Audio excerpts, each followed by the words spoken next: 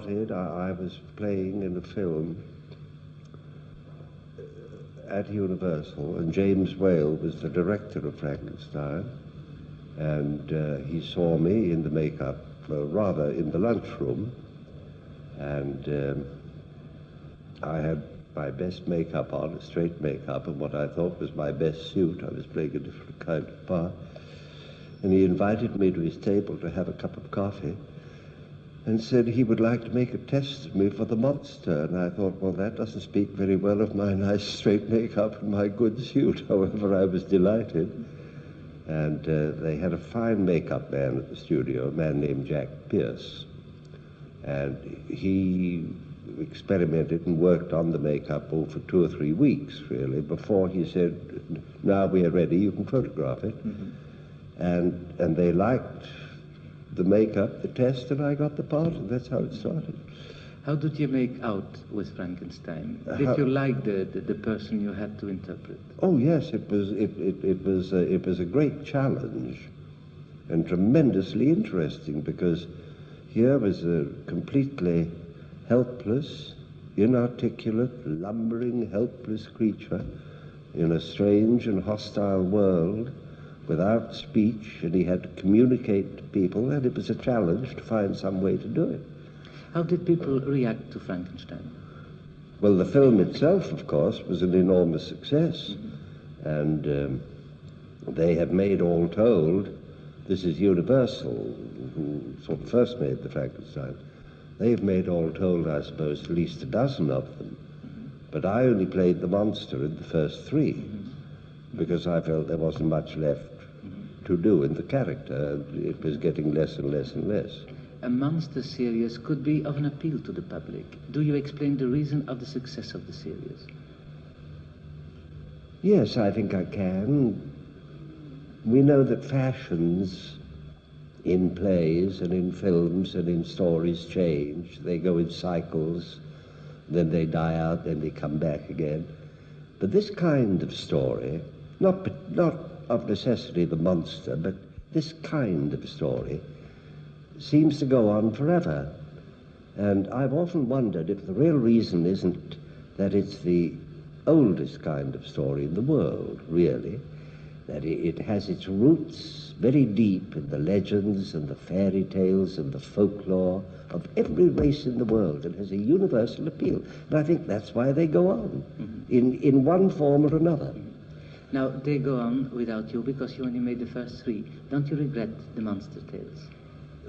No, not really. The monster turned out to be the best friend I ever had. He changed the whole course of my life. Mm-hmm.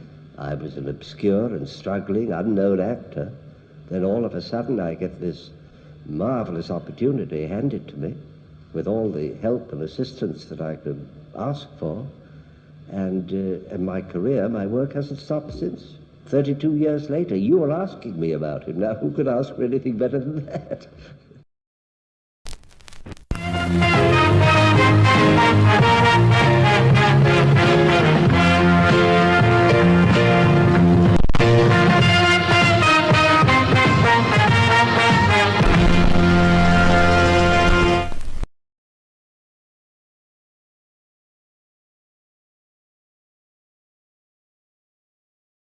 Universal Pictures. Universal is one of the biggest movie companies in the world, producing some of the greatest movies ever made. Easily one of Universal's biggest accomplishments is their horror films. In this film, we will talk about Universal during each decade from the 1920s to the 1950s and show compilations of clips and trailers of their most important films per decade. The use of all clips fall under fair use. We here at July 24 Pictures take full responsibility and hope you enjoy the film. This ring is a copy of a similar ring worn by a Central European actor. His name was Bela Lugosi. Now that's the correct way of pronouncing it. But that was probably a little bit too much for people to take. And so he became immortalized under the name of Bela Lugosi. He made his name, as indeed did I, in the playing of a certain rather strange Transylvanian nobleman might interest you to know that Transylvania still exists, and I've been there. And the name of that nobleman, of course, immortalized in one book and known throughout the world now, was quite simply the word Dracula.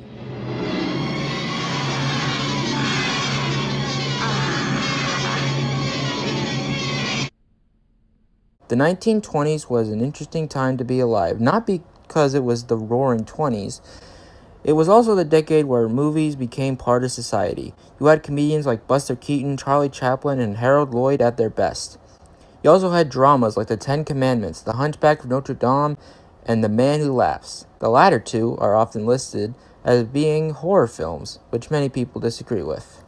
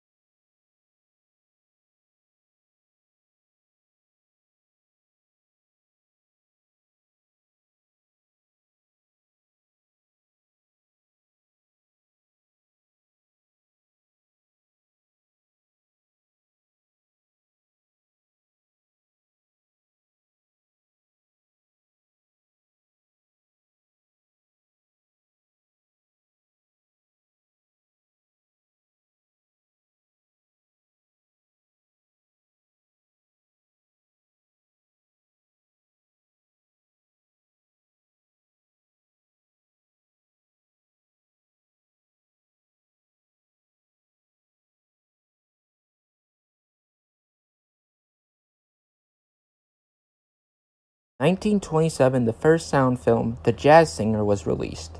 In 1930, Universal made one film twice, The Cat Creeps While the Canary Sleeps, in English and Spanish. Unfortunately, both versions are considered lost. The next year is where Universal's horror legacy truly begins. In 1931, Bela Lugosi starred in Universal's Dracula, and Boris Karloff portrayed the monster in Frankenstein. Both films have become icons of their genre, spawning sequels, crossovers, and the rest of the Universal catalog. They made films like The Mummy, The Invisible Man, and The Werewolf of London, the first mainstream werewolf film.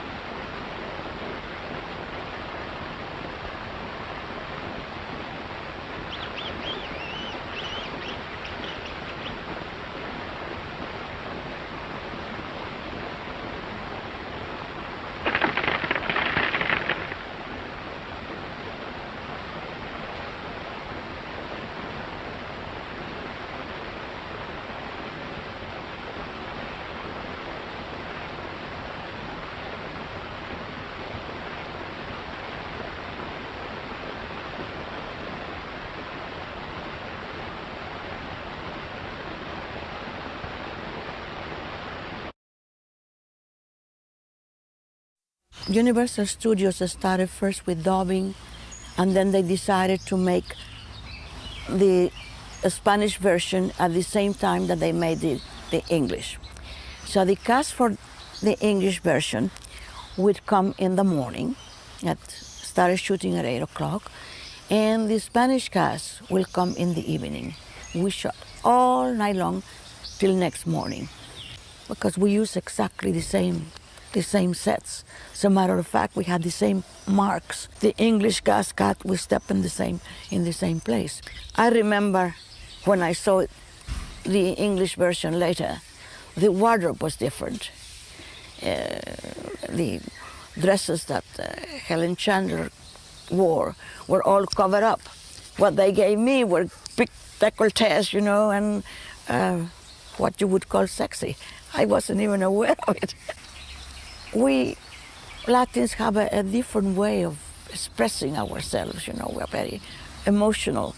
And I think the American people were kind of subdued. I mean, that's the way I can see it. My role of Eva, it was wonderful. I was very lively because that's the way I was. And nobody said, now look, tone it down or anything. They let me express myself, you know. I was always early, always an hour early, because I wanted to be ready. And many a time I walked in there and I was all alone.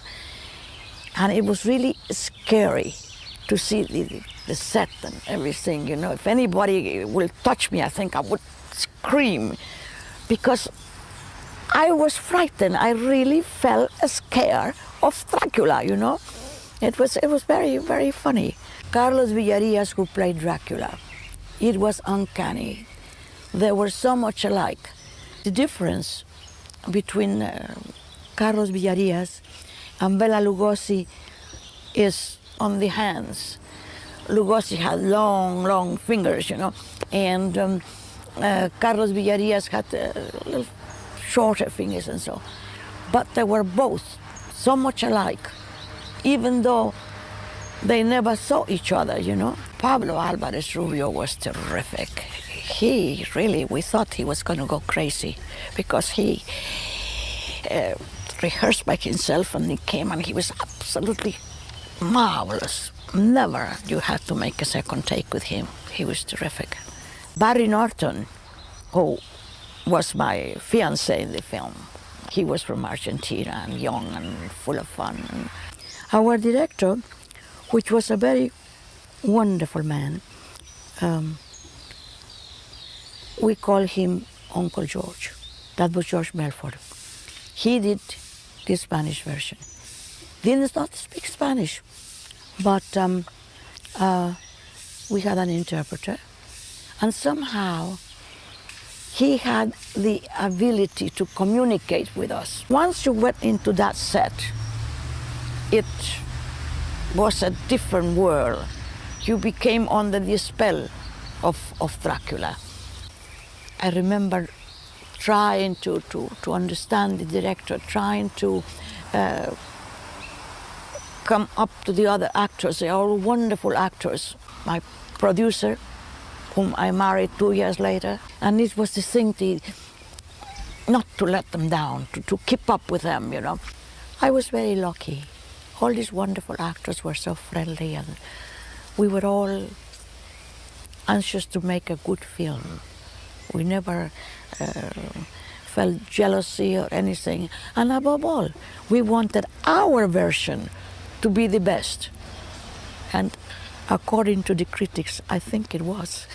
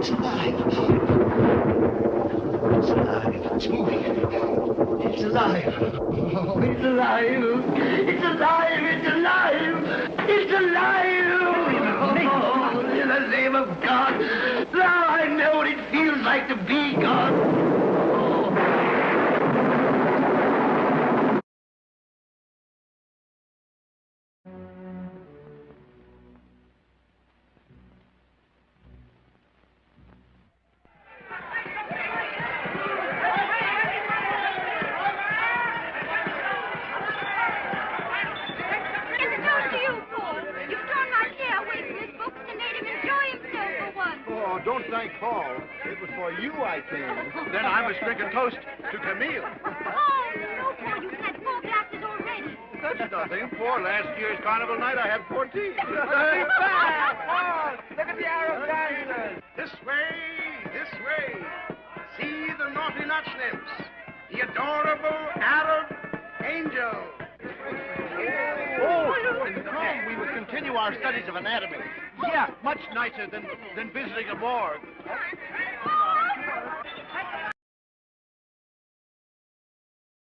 No place burn. I wish it would. That's all right, but what about the pens? What is it? Your brother's out of his room. What? So? Look!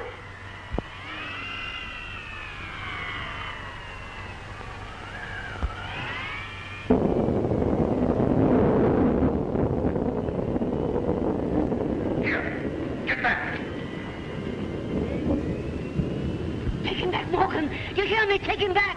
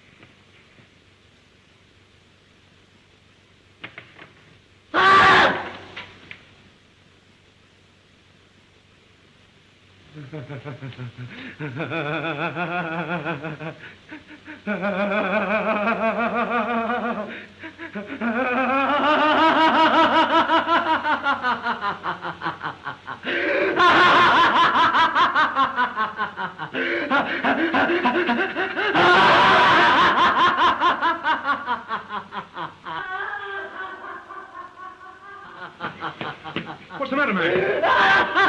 For heaven's sakes, what is it? He went for a little walk. You should have seen his face.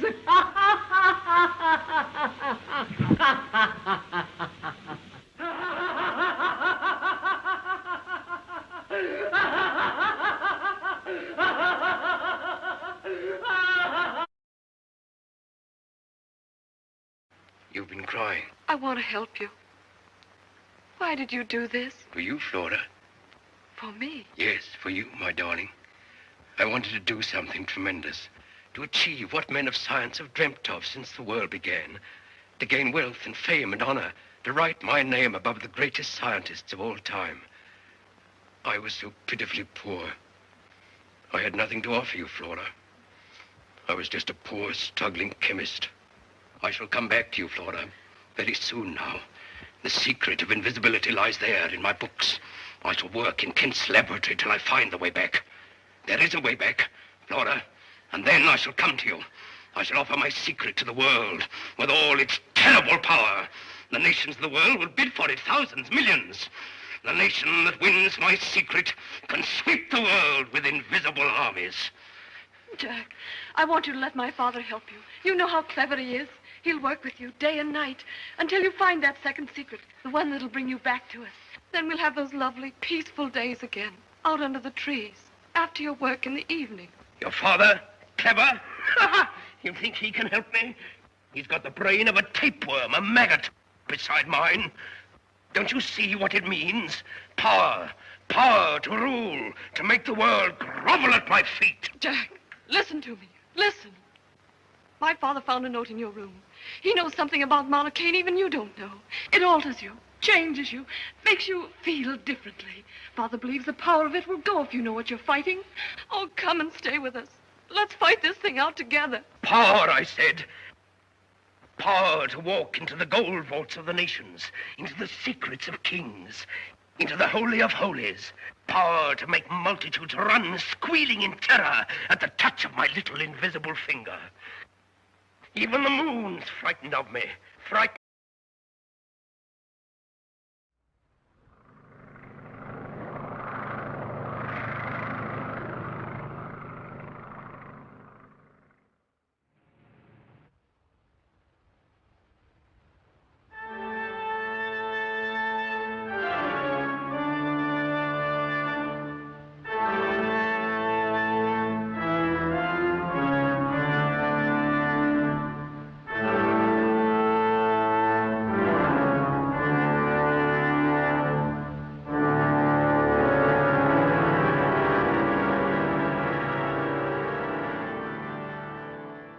Indulgent of Dr. Verdigast's weakness.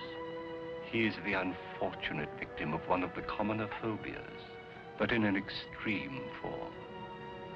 He has an intense and all-consuming horror of cats. Ancient books say that the black cat is the living embodiment of evil. And that evil enters into the nearest living thing. It is The black cat does not die. Those same books, if I'm not mistaken, teach that the black cat is deathless. Deathless as evil. It is the origin of the common superstition of a cat with 9 lives.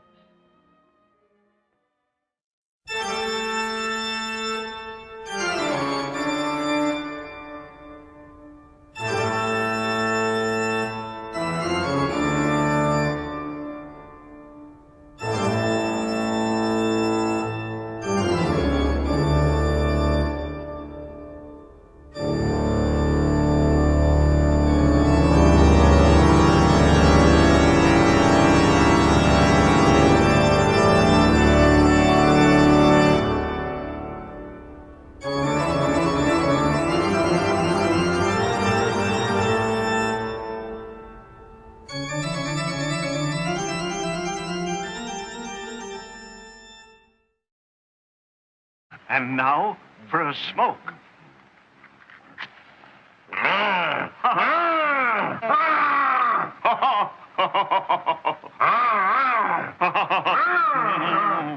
No, no. Oh, this is good.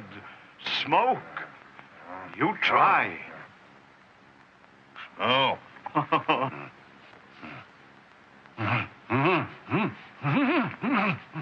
Good, good. Good. Before you came, I was all alone. It is bad to be alone. Alone. Bad. Friend. Good. Friend. Good.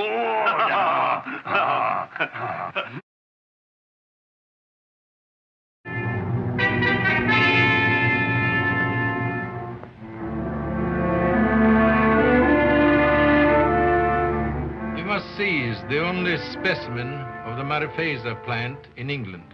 That flower is the only known antidote for werewolfery. A very interesting folk tale, but of no value to the police. I warn you, sir, unless you secure this plant, there'll be an epidemic that will turn London into a shambles. When my experiments are completed, I will show their results to the entire world. Not before. Remember this, Dr. Glendon. The werewolf instinctively seeks to kill the thing it loves best.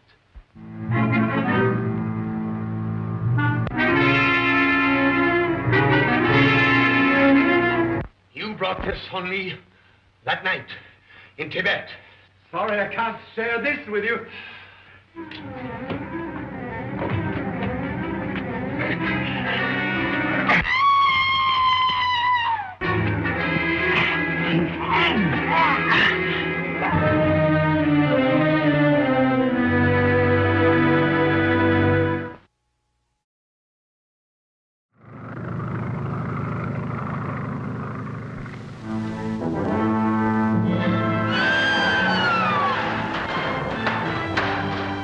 To do something. You've got to save my daughter's life. Dr. Volin. Can we get Dr. Volin? You're the one chance she's got. A month ago, I didn't know you. And now I owe my life to you. You mustn't see her again. Death is my talisman, Mr. Chapman. I want you should change my face. I can do it. Maybe if a man looks ugly, he does ugly things. You are saying something profound. A man with a face so hideously ugly. No! And please try to remember, should anything happen to me, you remain the hideous monster that you are. The doctor is fascinated by death and pain and how much pain a man can endure. Well, I do agree with him that Dr. Volin is a little mad. I tell you, it's dangerous to be under this man's roof.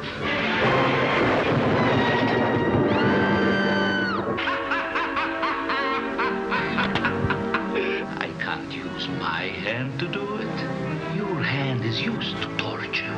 Your hand must do it. My brain, your hand. You monster. You like to torture. I like to torture.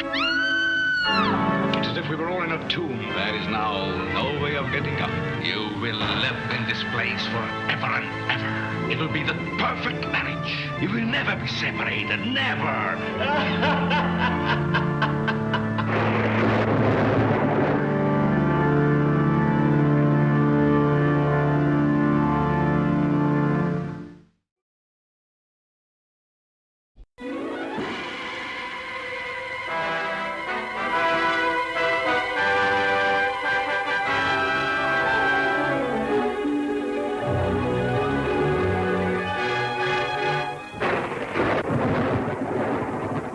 This is the nebula in Andromeda. A ray from this nebula will be caught here and electrically transferred to the projector in my laboratory. From Andromeda? 750,000 light years distant. I leave my secret with you. It is all there. More power than man has ever possessed. Power to heal, power to destroy.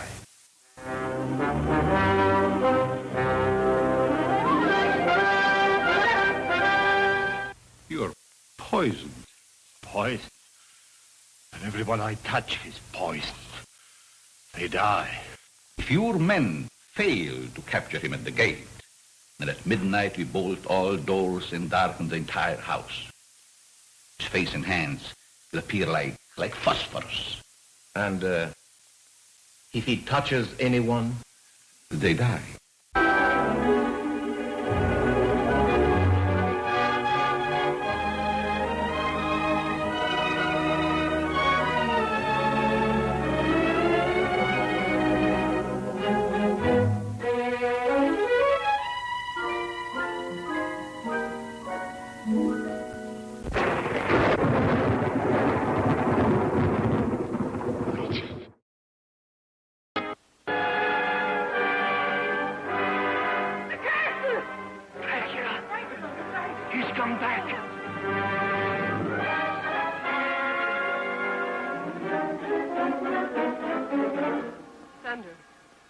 Look at me.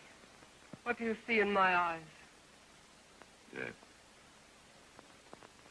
Do you like jewels, Lily? This is very old and very beautiful. Please don't come any closer.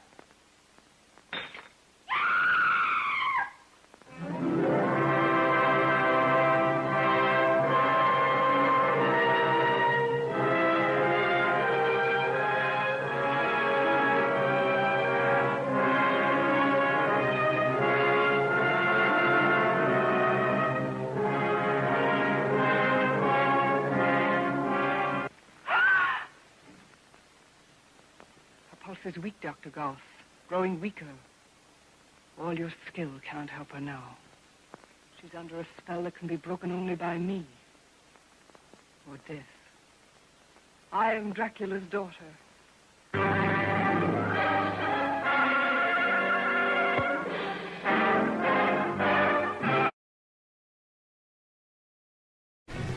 I'm terribly afraid all the time.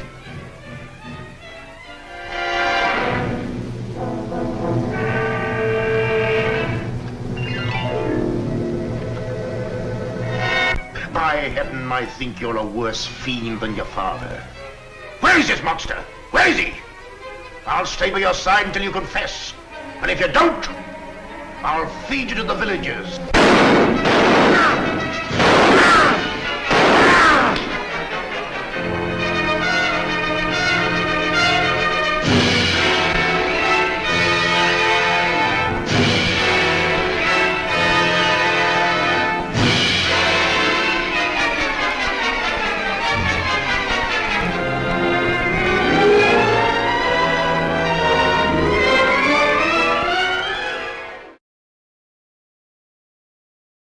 The end of Universal's first run of horror films came in 1936.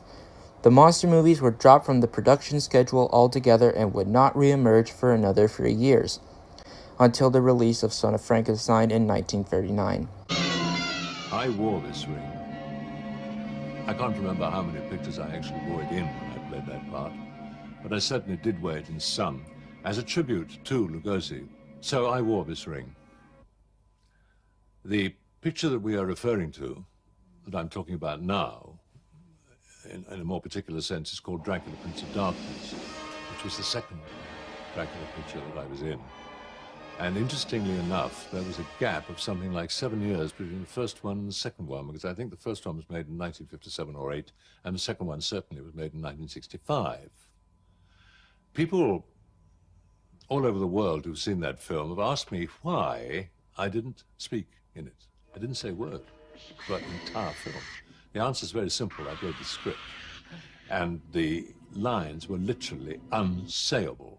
They were not Bram Stoker. This was a great fight I used to have over the years with Hammer. I kept on saying, why don't you use Stoker's words, Stoker's dialogue, if you like?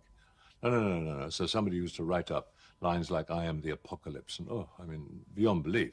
So I said, I'm sorry, I'm not saying these lines. You know, you get a terrific laugh, which I'm quite convinced we would have done. The 1940s was a time of war, and for many, the cinema was a place to escape to. In 1940, the third player in this story comes to play, Lon Chaney Jr. The particular role of Larry Talbot was definitely one of his favorites, and as many of you may know. He played all of the horror characters. He played Son of Dracula, he played Frankenstein's monster, and he played the Mummy in several different roles as well. But it was the Wolfman that I think, you know, he bonded with, and it meant so much to his career. It was his favorite character and role. I wanted to read a couple of quotes that what it meant to my grandfather, because that's a question I'm often asked. You know, what did that role really mean to him? I mean, where was it in his career, and how did he feel about it? And I mean, I could tell you all night long, you know, what it means to me as his grandson and watching him and meeting so many wonderful people. You know, it's allowed me that opportunity, which, you know, I've really enjoyed. But I think probably best, I'll put it in his words, what it really meant to him. And these were some quotes from a book he was working on called A Century of Cheneys. But this is a little bit of what he wrote about the Wolfman and really what it meant to him.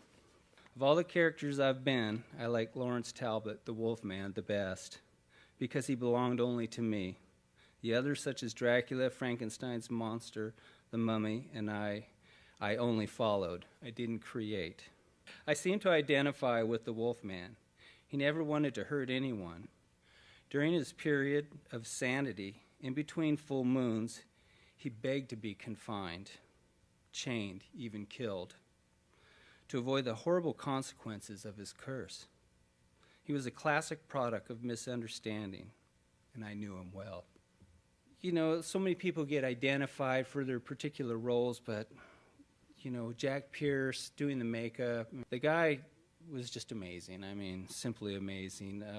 You know, he was around the time that my great-grandfather was doing makeup and films at Universal, so, you know, they had an association, but certainly I think he carried that legacy on for Lon Chaney like nobody else could have, and created his own niche in the business. And Chaney starred as the mummy Karis in The Mummy's Hand, 1940, and the rest of its sequels. However, Chaney's breakout role would come the next year with The Wolfman, 1941. Karloff, Lugosi, and Chaney made many sequels to Dracula, Frankenstein, and The Wolfman, including several crossover films. Many sequels to The Mummy and The Invisible Man were also made during this time.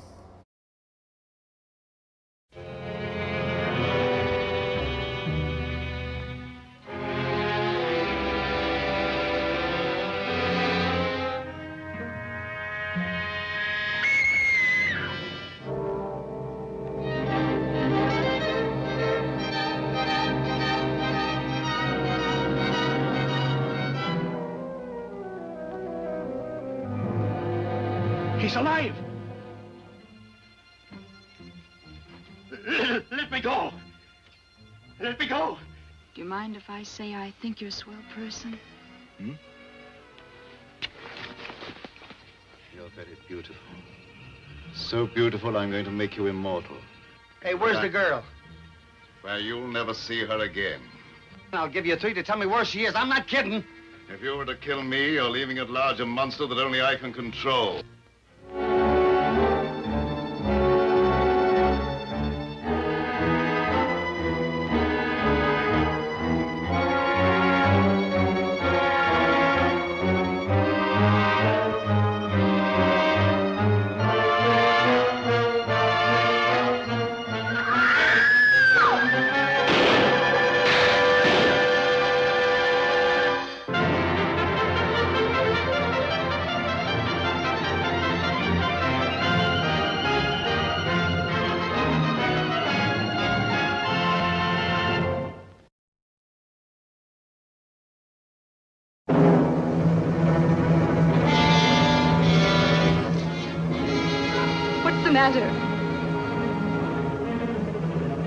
Can't tell you anything tonight. Come back tomorrow. What did you see? Something evil? No. Now go away. Go quickly. Go! Yes! Yes, I'm going!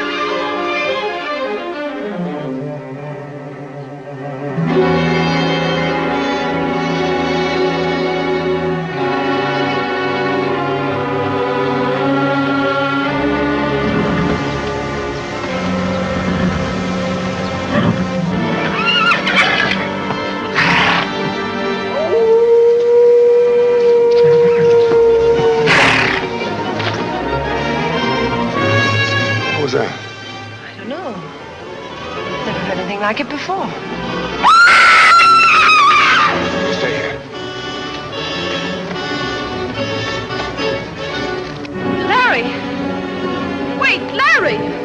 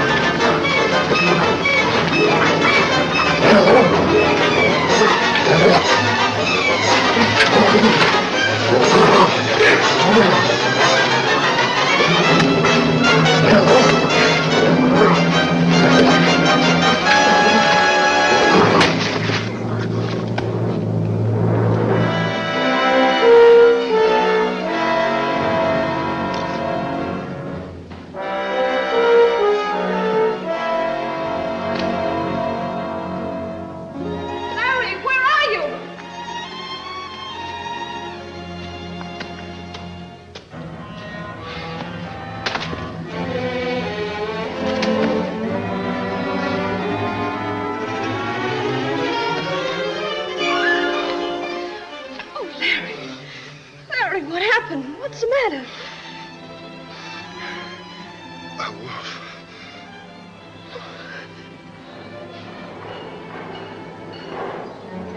Help! Help! Oh, please, hurry. Hurry, please.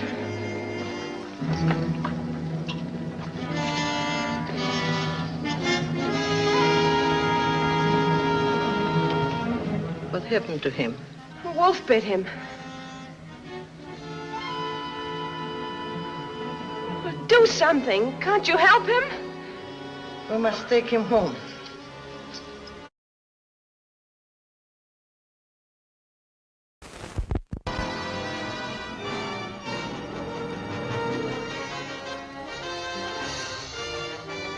There's a curse on our village. The curse of Frankenstein.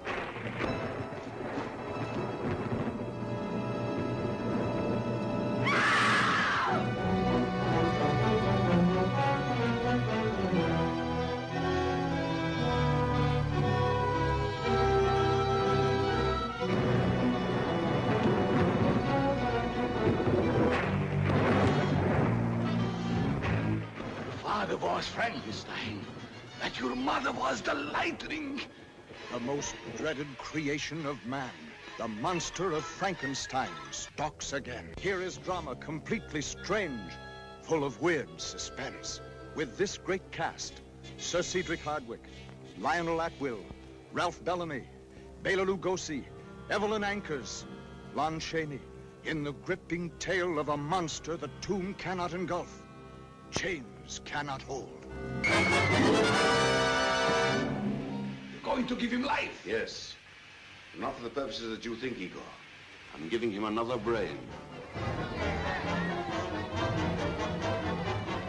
Is that your shower, husband? Yes, yes.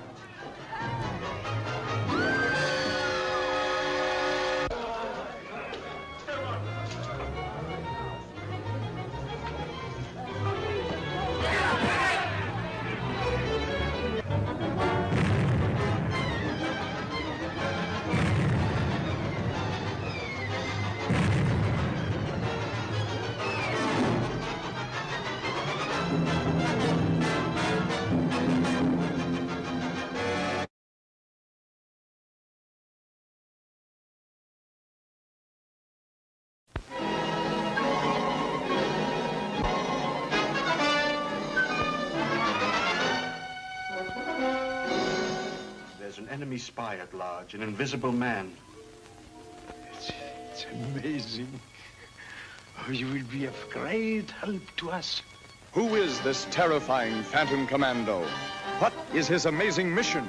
See The Invisible Agent, suggested by H.G. Wells' Invisible Man, starring Ilona Massey and John Hall, with Peter Lorre, Sir Cedric Hardwicke, J. Edward Bromberg, Albert Basserman, in the most amazing story of our times. Stop!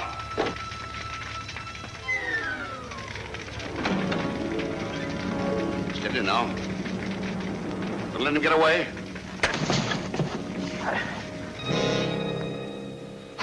Gesundheit.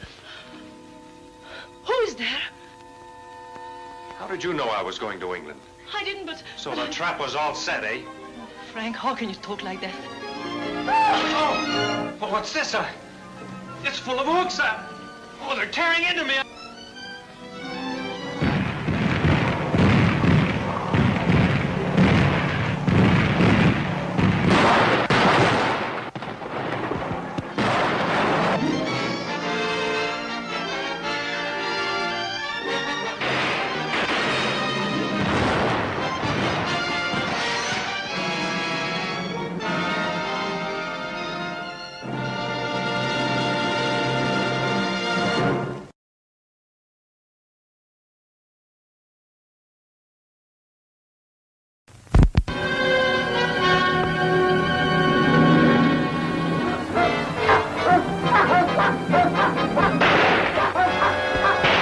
Spawned from the depths of doom comes the most fearful monster of the ages to strike with paralyzing terror the despoilers of ancient tombs.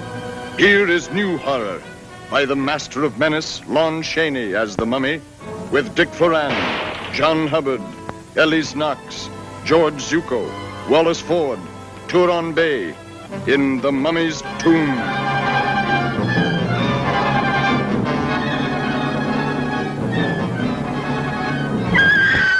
Creature that's been alive for over 3,000 years is in this town, and it's brought death with it.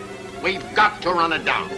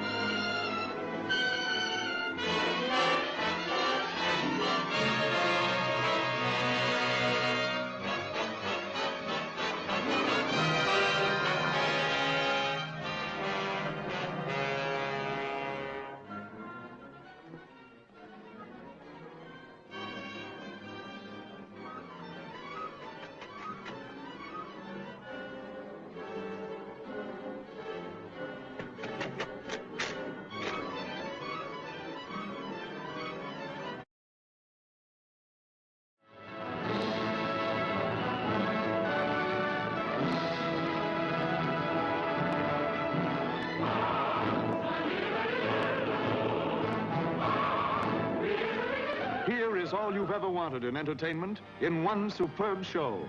Here is matchless story, suspenseful, terrifying, never so thrillingly presented. Here in breathtaking technicolor is superb spectacle and splendor and romance.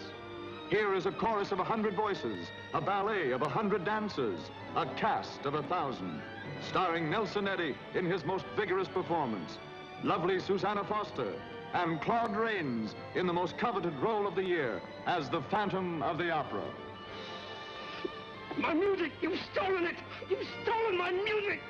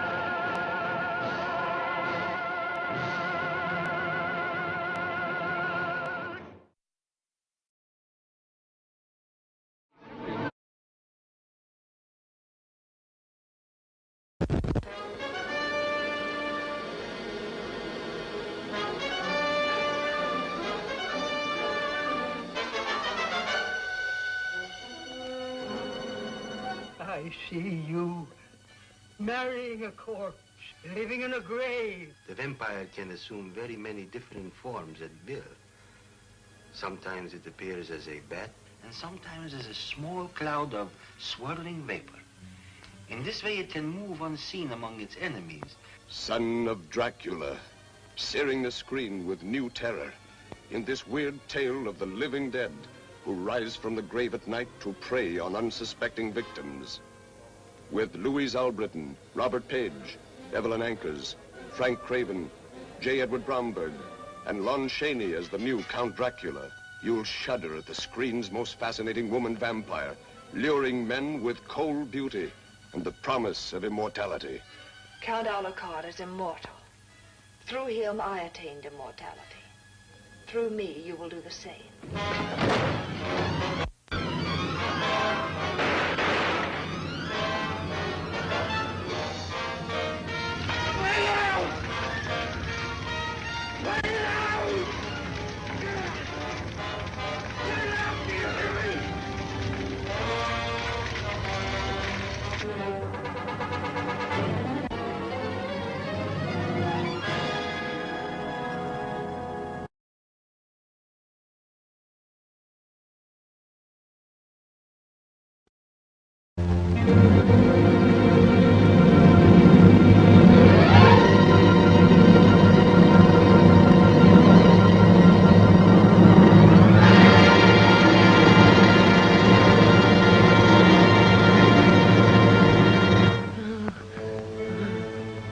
Thief that killed Ben, Mrs. Evans. And nothing human tore through that wall.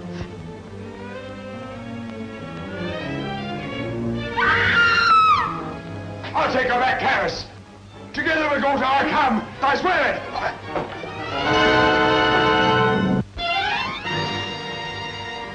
You can't go in that swamp. It's certain death. Let go of me.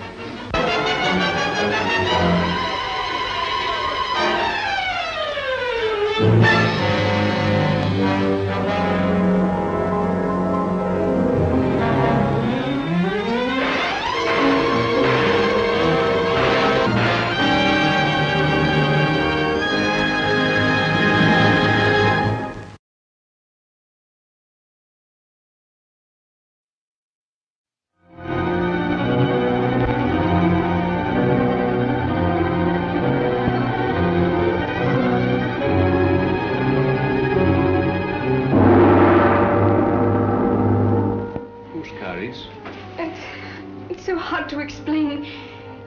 Sometimes it seems as if I belong to a different world. Hey, looks like the imprint of a man's body. A big man, too. Unless I'm mistaken, a mummy was buried here.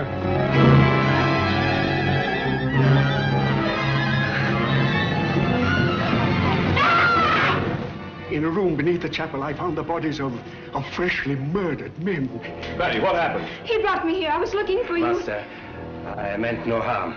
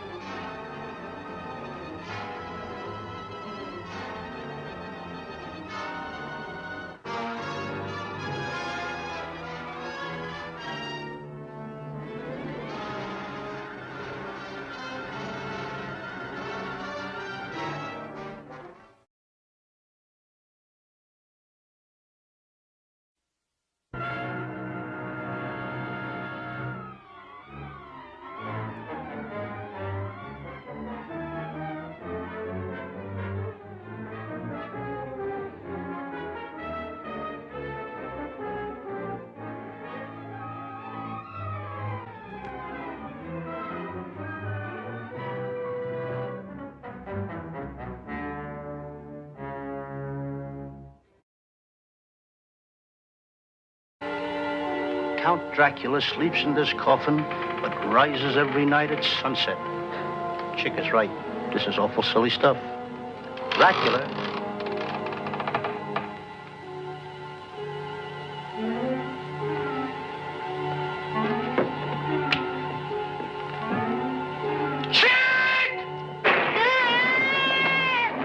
What's the matter now? You know that person you said that there's no such person? Yes. I think he's in there, in person. I was reading the sign over here, this one down here. Yeah. Dracula's legend. All of a sudden I heard... That's the wind. It should get oiled. Listen, stop reading this thing. That's a lot of phony baloney to fool McDougal's customers. Now fold up that canvas and get busy. Come on.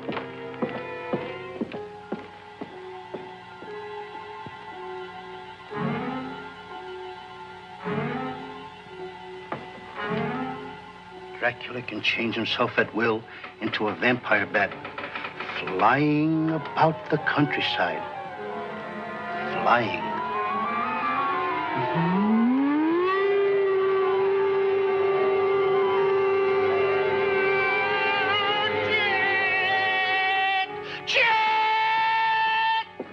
Listen, you're making enough noise to wake up the dead. I don't have to wake him up. He's up. I saw a hand. You saw a hand? Uh-huh. Where? Right over there. Let me see it. Right over there. Where is it? I saw a hand there. You don't know what you're talking about. You're all excited reading this legend. Now listen. Listen, Wilbur. I know there's no such a person as Dracula. You know there's no such a person as Dracula. But does Dracula know it? Now listen to me. McDougal will be here any minute with the insurance agent. Now get to work.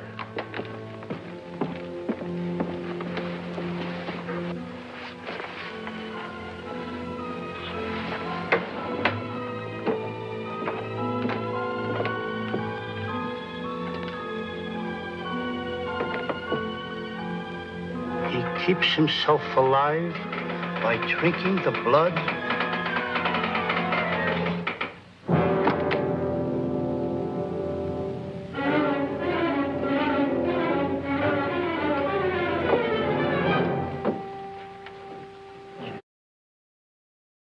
Yeah, so when I was a little kid, 3, 4, 5, really just starting to watch movies in a real way, my two favorite genres were horror and old classic comedies. When I saw Abbott and Costello meet Frankenstein, I literally thought it was the greatest movie that has ever been made and that ever possibly will be made, because it literally was my two favorite things in the world put together. It was horror and it was comedy. But the thing that I noticed was the fact that, yes, there was the comedy stuff, but then when the horror stuff happened and Abbott and Costello weren't in the scene, the horror stuff was played straight. Yes, it was a real monster. Yeah, it was the money. And then the music got scary. The monsters never broke character. Yeah, the monsters... Even they weren't aware they were in an Abbott Costello The movie. monsters never broke character, and the people that they were going to kill never broke character. I even think Abbott and Costello Meet Frankenstein ended up having, to some degree or another, an effect of me as an artist, i.e. the fact that at 5, I was able to make genre distinctions. Mm-hmm. This is the Abbott and Costello slapstick comedy part of the movie. This is the Universal horror film part of the movie. And this exists here, and this exists here, and then they combine them together. So now they're combining my two favorite genres together. And I was even able to make those distinctions. That, oh, this is this type of movie, and this is that type of movie, and this is the best movie ever made, because they put my two favorite types together. And it influenced your storytelling. Well, I've been mixing and matching my favorite genres ever since I started putting pen to paper. You know, so none of my movies are just one thing. They're always like a lot of different genres and subgenres crammed into it.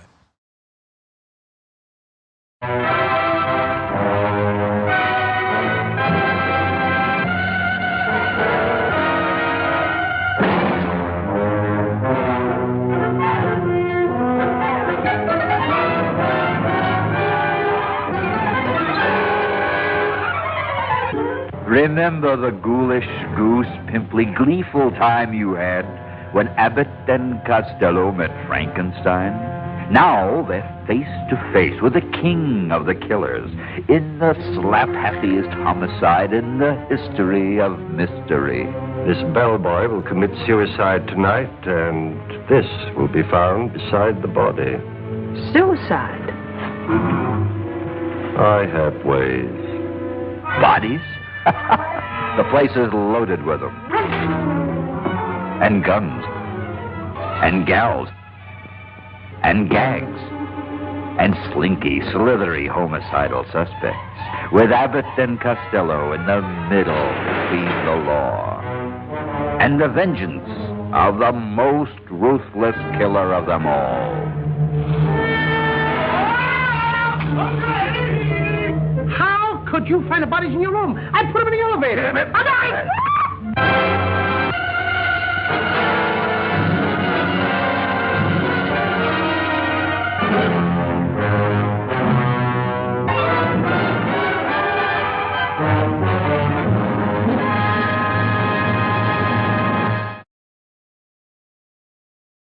Near the end of the decade, Universal teamed up three monsters with two people you'd never expect to become horror icons, Bud Abbott and Lou Costello. Along with three Abbott and Costello monster comedies in the 1940s, many of these horror movies had a strong sci-fi element to them. This continued into the 1950s and 1960s. The final decade of our show features some of the earliest sci-fi horror films. Following the worst conflict known to man, America emerged with the most powerful economy in the globe under the leadership of President Dwight D. Eisenhower. A booming time of good times and a new culture was formed. With the war over and the soldiers coming home to form families, it seemed as if the only real threat to the globe was nuclear annihilation. America entered atomic anxiety, and the once fearful Universal monsters on the big screens were pushed aside for the television and broadcasts about the Soviet Union and those damn dirty communists. You know what's fearful? The threat of a Soviet invasion on the mainland United States, no matter how unlikely it may have seemed to be at the time. Invasion from some other threat seemed to be the rage. The 1950s saw the introduction of the creature from the Black Lagoon to outer reaches of space.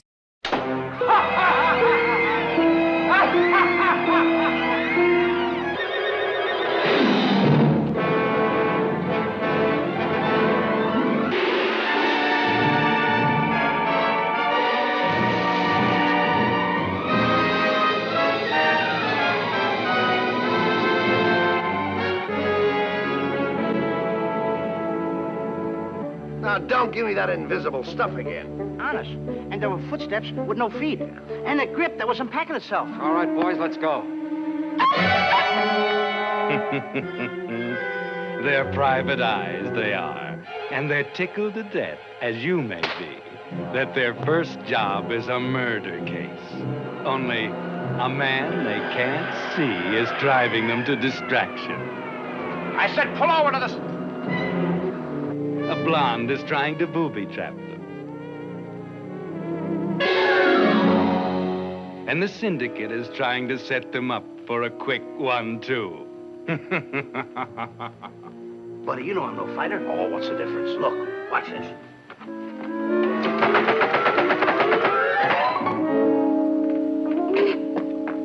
My uncle is worried, too, about the... About the effect of the drug on my mind? Invisibility gives me a sense of power, for good or for evil. Neither of you get a chance to tell the cops anything. Now, look, pal, let's talk this thing over. There's no...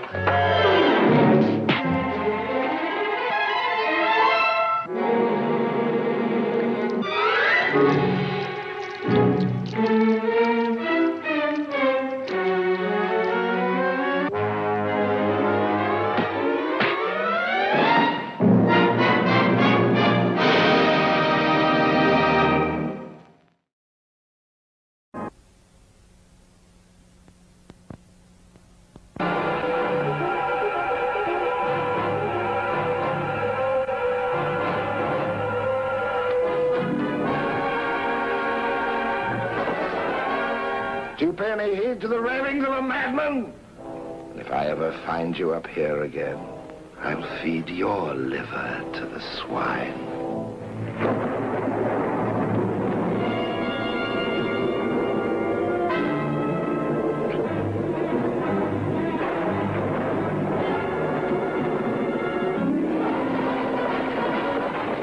Here is drama, excitement, adventure in a setting of brooding evil.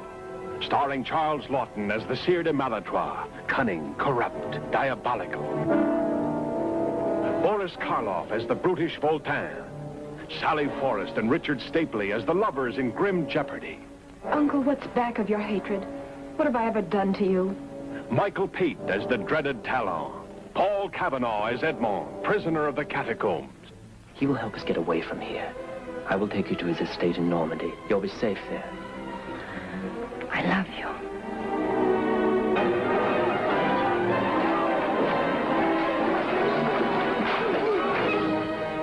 See the strangest wedding ever forced on bride and groom. The turning mill wheel of destruction.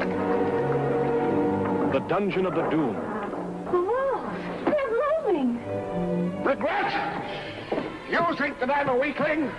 I know no pangs of conscience. My way is clear.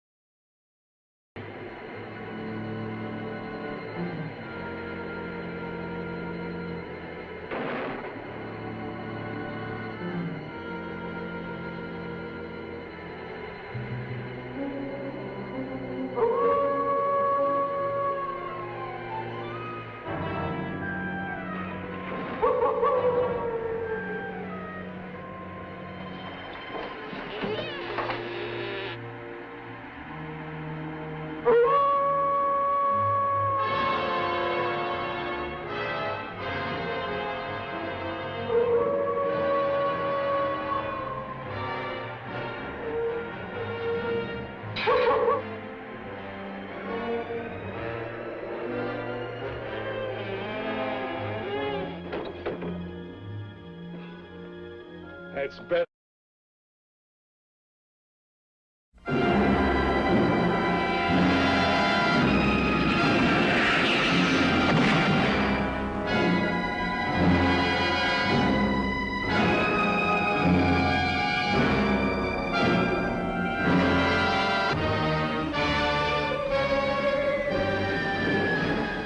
Yes, it came from outer space to fill the world with terror, to bring you unforgettable suspense.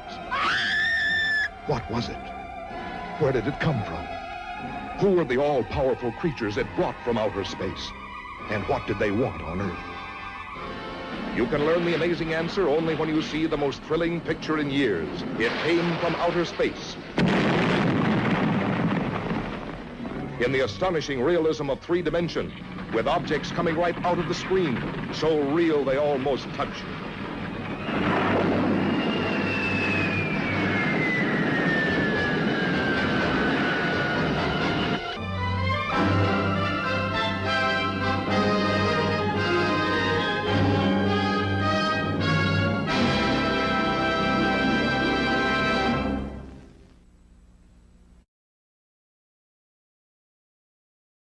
That's where he was, right? I know he's around here. He's hiding here someplace.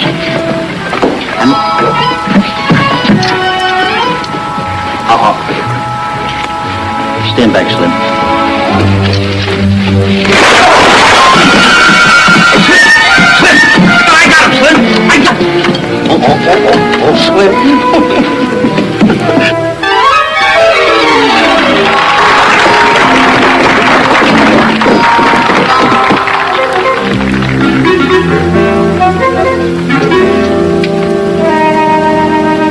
What happened?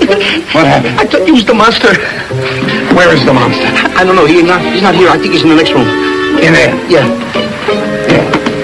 I'll go and chase him out. Yeah. Stand here, and as soon as he comes through here, clunk him. I'll poke him, Slim. Wait a minute. I'll poke him like Stand over here. I poked you.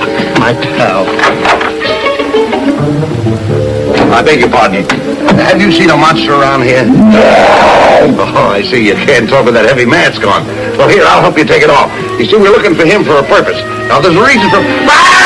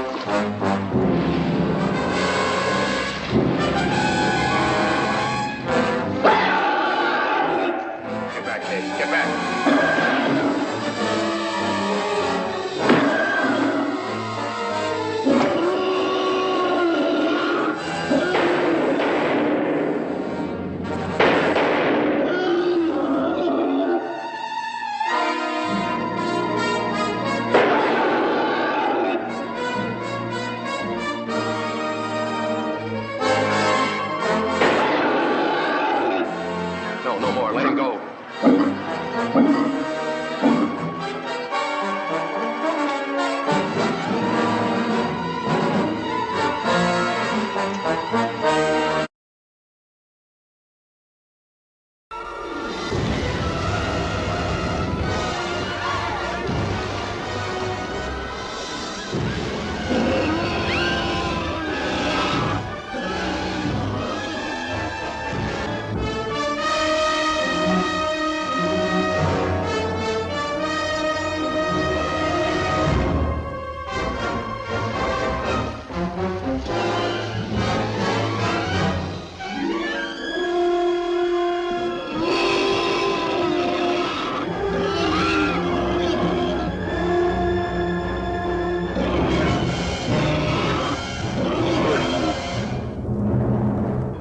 Teacher could be the first man to scientifically study a creature that, by all the laws of nature, should have died 250,000 years ago.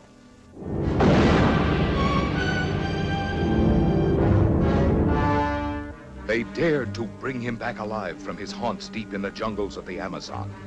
They dared to put him on display with the other denizens of the deep, while thousands came to marvel and wonder. You know, I pity him sometimes. He's so alone. The only one of his kind in the world. If anything goes wrong, you head straight for the surface, you understand? All right, let's go. They dared to study him, to probe him, to tempt him with the lure of a woman's beauty, thinking that mere chains could hold in check the primeval forces that surged and roiled within this strange being from the dawn of time. Hey, look! He broke the chain!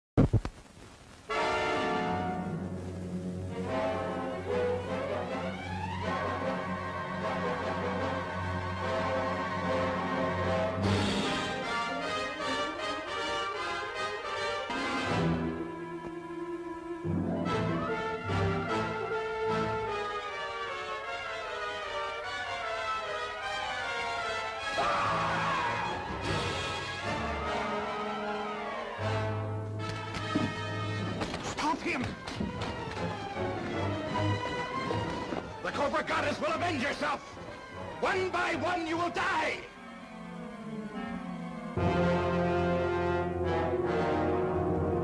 From halfway around the world she had come to make friends with 5 unsuspecting young men. And when she walked in the night, death followed, swift and violent.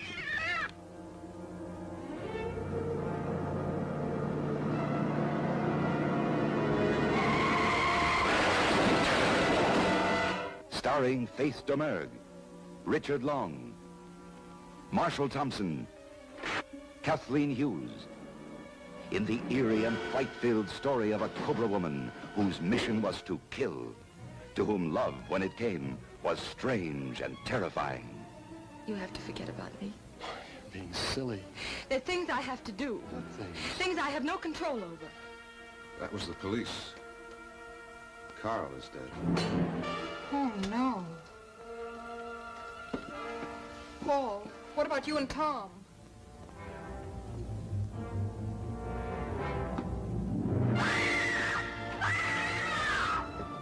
Stay where you are.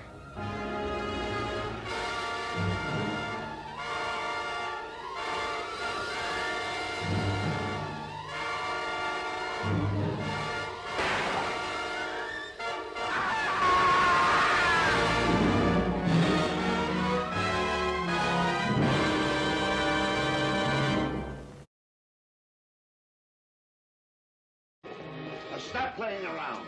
I've got to clear myself of this murder rap. We'll search the trophy room. Hide.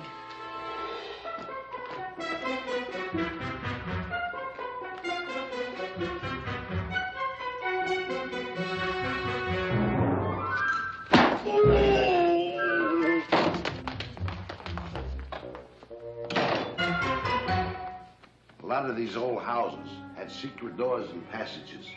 When you knocked on anything, you never knew what would happen or what you were going to find.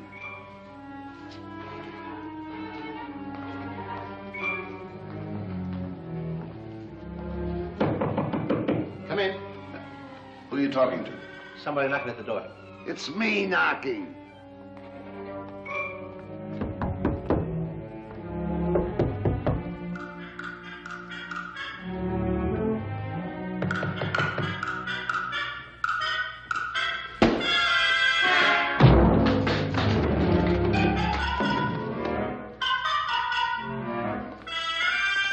You push me. Certainly not. You're imagining things again. What have you got there?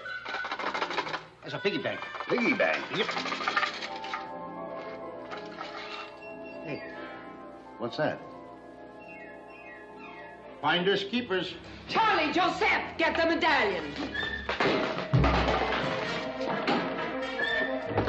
Hey, there's no latch on the door. Come on, move this open. Yes.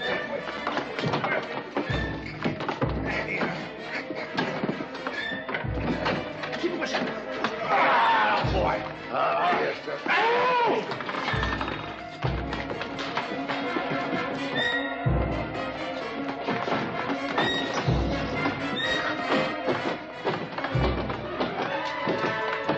Come on, let's get out of here.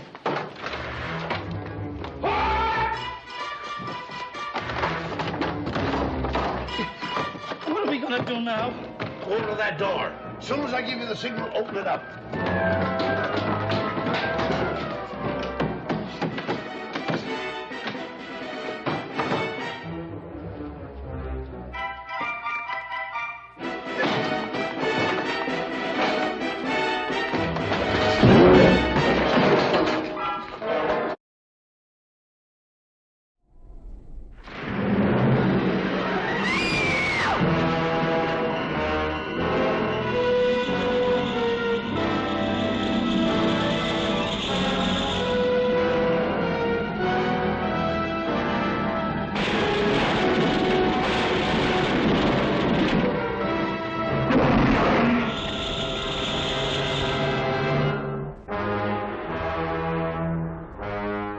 What if circumstances were to magnify one of them in size and strength, took it out of its primitive world and turned it loose in ours? Then expect something that's fiercer, more cruel and deadly than anything that ever walked the earth. Even science was stunned. The new atomic miracle should have been mankind's greatest boon. Instead, when such power to cause phenomenal growth proved dangerously unstable, man was confronted with his most shocking blunder. The isotope triggered our nutrient into a nightmare. A blunder that transformed a tiny insect into the 100-foot spider that was now ravaging the panic-stricken countryside.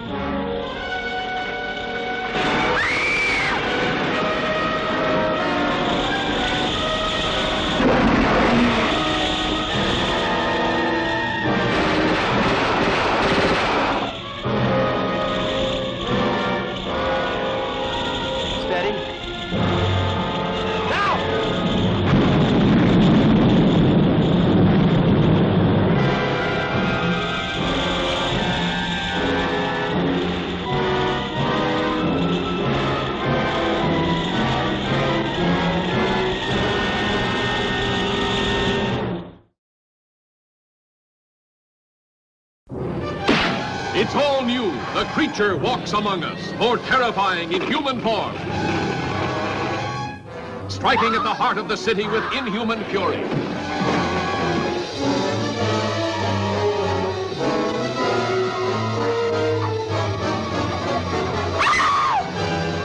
The creature walks among us. Horror unleashed by the daring of man and a dangerous experiment of science. I have burned away the outer scale. There's a structure of human skin underneath it. The creature walks among us. The grimmest cargo ever brought to civilization. Now a monster made even more frightful by human emotion. Bus Merle Oberon, Lex Barker in The Price of Fear. Two great thrill pictures on one program.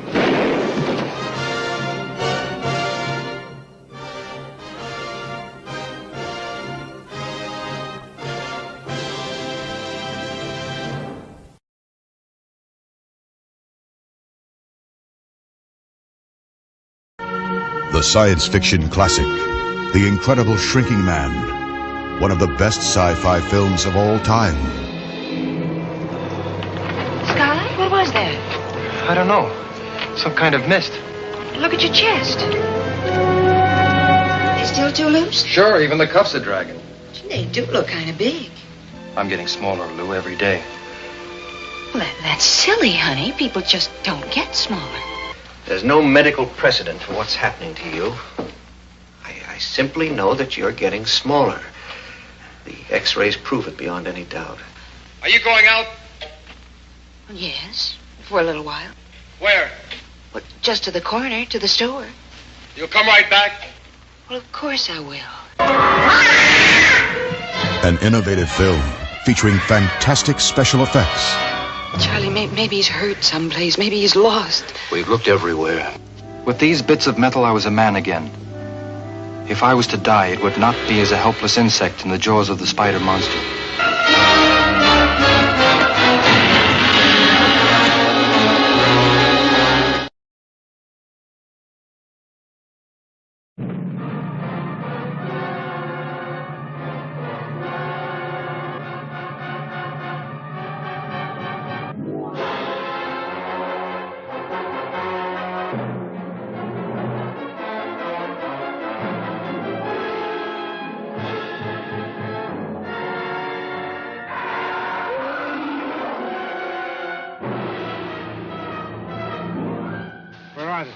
Where are the bodies? Easy. In all the kingdom of the living, there is no more deadly or voracious creature than the praying mantis.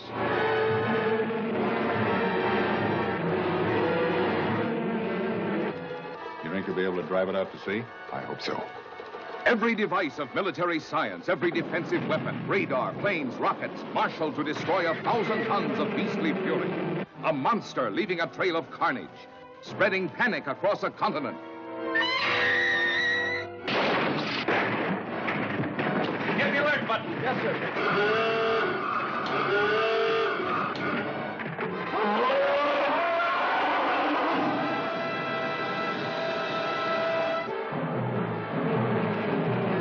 Nothing in its path was safe.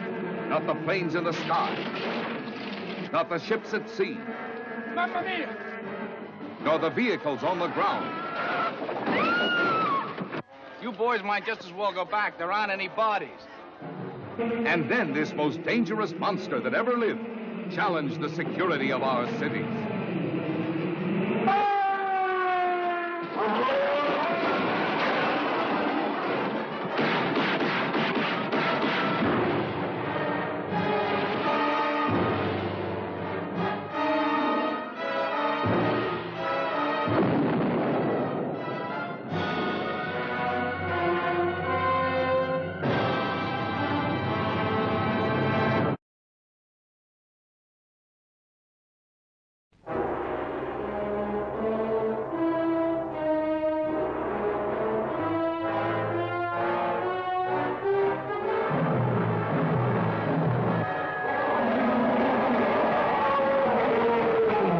In 1947, the bird expedition to the South Pole reported a warm water oasis deep inside the icy Antarctic. This is the story of another expedition and of what might be found What might happen today in that remote, unexplored last frontier on Earth? Unchanged since prehistoric times. The land unknown.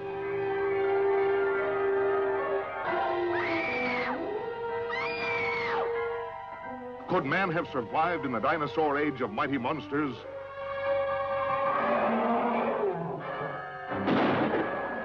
Shudder at history's most ferocious killer, Tyrannosaurus Rex.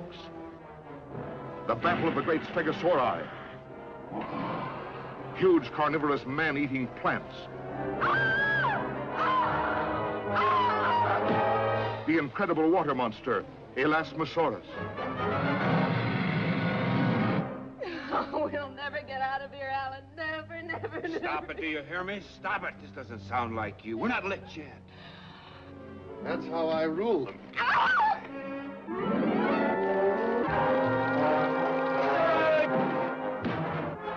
Where's the wreck? Talk. You're gonna rot here.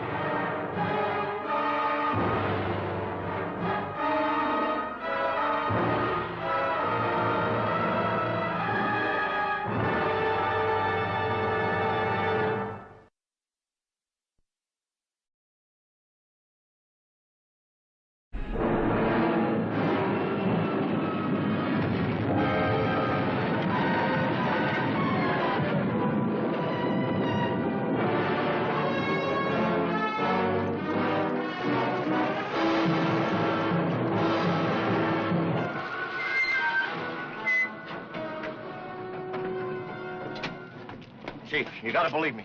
You're gonna think I'm blind. Rocks, Joe? Towers of rock crashing down and then growing up again? Yeah.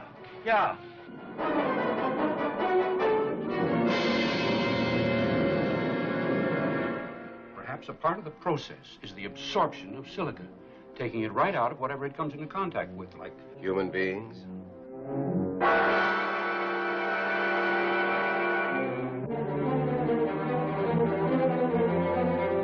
Just like Ben, their bodies are turned to stone.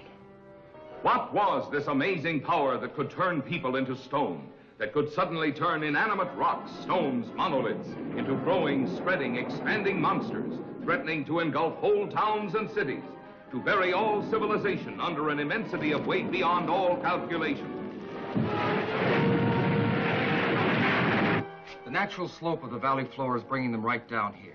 And once they break through to the other side of the mountains, there'll be no stopping them ever. Look, all we're asking you to do is save her life. I can't cope with something I don't even understand. Ready. Hit it now!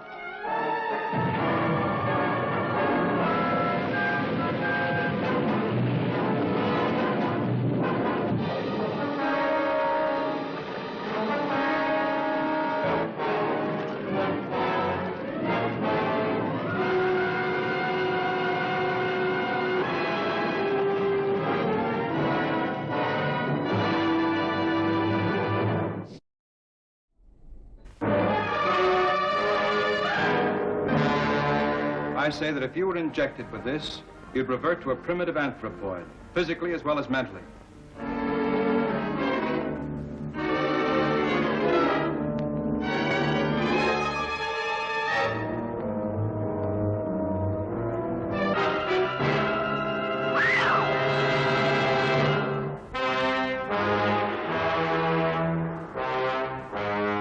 Only one scientist dared investigate the incredible phenomena. Our pet dog reverted to an antediluvian wolf. Look at those teeth. That dog is a throwback. Our simple dragonfly had become a winged monster of a species extinct for millions of years. Now, before your very eyes, see a man revert to a half-human anthropoid from the dawn of creation. A monster leaving behind a trail of death and destruction.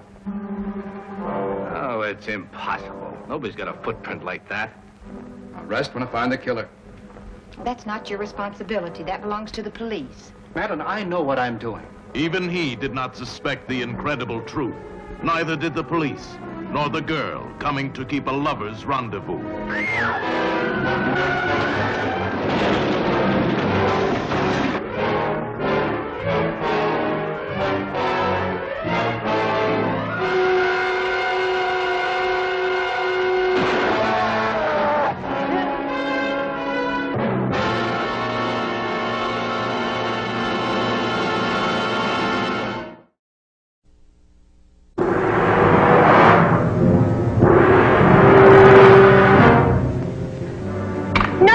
Don't dig here. There's something evil down there.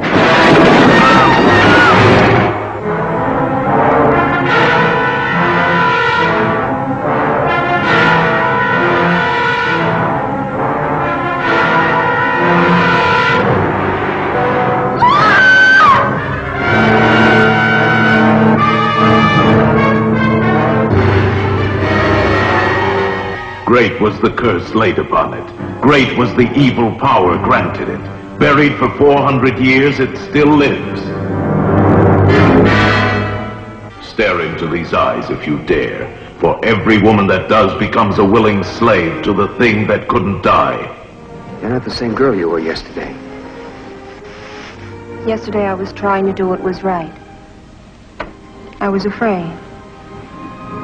But I'm not afraid anymore. And every man becomes a monster. There's another casket buried somewhere on the ranch, Jessica, and Mr. Ash has promised us $5,000 if we can find it. Isn't it enough that 2 men are dead? Do the rest of you want to die too? Greed had made them unearth a monstrous evil centuries old. Now they, and they alone, had to face the consequences.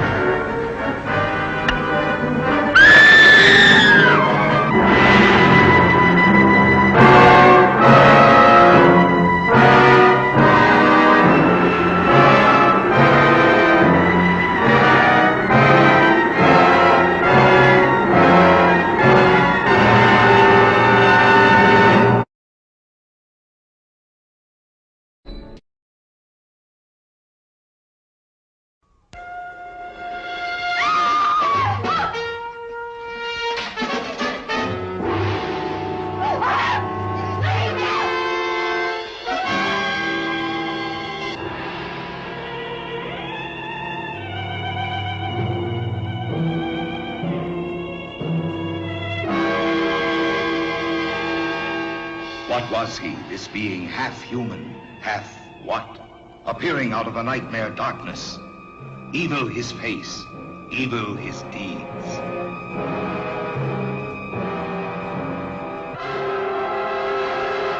Do you really think I'd invent something as horrible as all this just to get rid of a ranch hand? I don't know what to think. I only know that I can't accept such a thing as a vampire. His victims, the young and the beautiful, as well as the bold and the strong. You was just lucky the other night when my man missed you. If that was me, you'd be pushing dirt. Don't reach for your gun. Will you get out of here? You call the time. Are they doomed, all who oppose him? Drake! Can nothing human stop him? I hit him. I know I hit him. If I can't do it now with your consent, I'll go into Banning and get a court order. But I'm going to open those coffins. See you dead first. Now get out!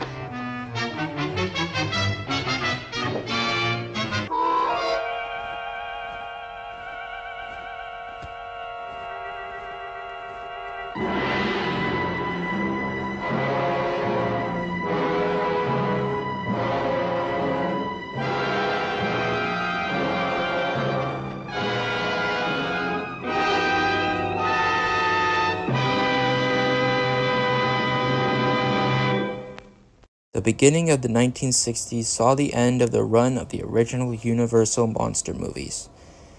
Many films are critically acclaimed, while others are not. Good or bad, their influence has lived on in many films that continue to be made. Thank you for watching. Please like and subscribe. This has been Maxwell Whiteman. Good night.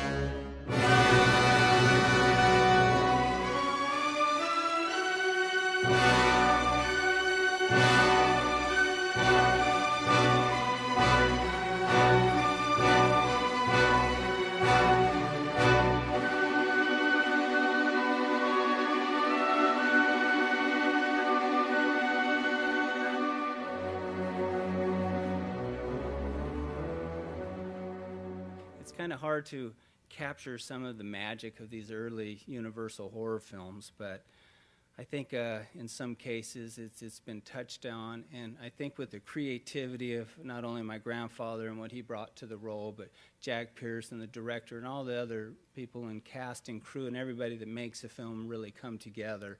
It's pretty amazing, but I think it's the influence that they've touched on with so many different people, because I see that when I go to shows occasionally and people call me or introduce, like, hey, well, that kind of sounds like, you know, is it Dick Cheney, Lon Chaney, you know?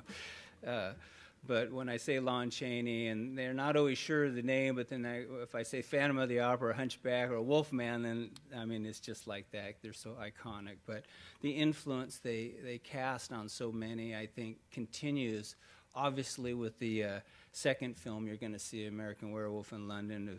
John is the director, and David and Rick Baker's amazing work. You know, these guys have just carried that torch and flame and done amazing things with it. And you're looking at, you know, certainly Rick, one of the greatest makeup artists there has been. And I say his work, I've had a wonderful opportunity to meet him, and you know, the influence that you see on so many wonderful artists, Mike Hill and others, is just pretty amazing. And I'm so proud to be a Chaney and what my family has done to contribute to the film industry. Thank you very much.